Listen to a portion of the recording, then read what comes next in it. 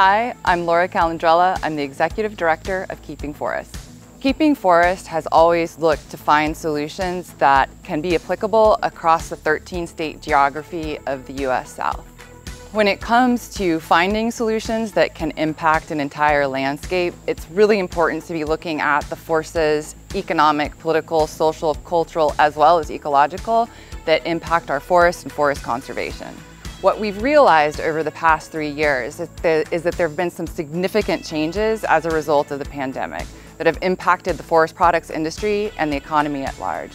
We want to make sure that we are still focused on the right solutions. The process that we're using this week is called systems mapping.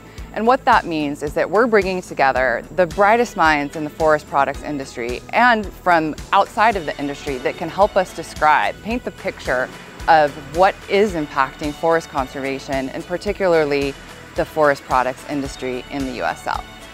We took 15 people, we interviewed them, and we asked them, what's required for you to be successful? And then I take all those stories and I extract the key elements out of that, and then I construct what I believe is the world they're all collectively talking about. Imagine a 360-degree snapshot. Once we've got that, we bring it before the room, we walk through that together, we just beat the thunder out of it to make sure we've got that right. Once we know we've got that right, then we give them a worksheet to go through, and they actually go on the map and they circle what they think the levers are.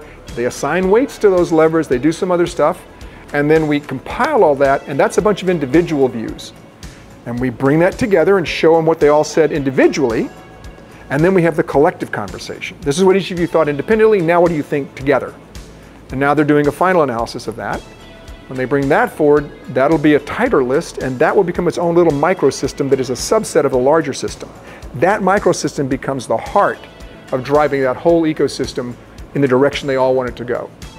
What makes me most excited for the future of regenerative forest products in the South in particular is that there is a lot of opportunity. We're really at the crux of the nascent stages of a lot of innovation.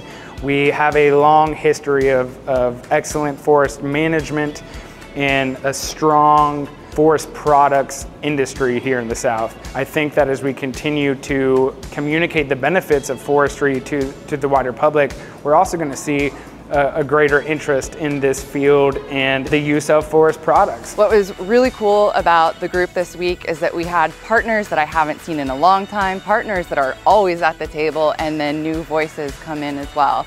To have that level of engagement, to see people working together on an issue that was so important, and then also to see the results that have come out of it, I know that we are moving forward with the regenerative forest product strategy in a really healthy and strong way. I am excited to see what comes next. I'm Laura Calandrella. I'm Scott Spann. I'm Whit with TreeSwift, and we are working hard to keep forests as forests.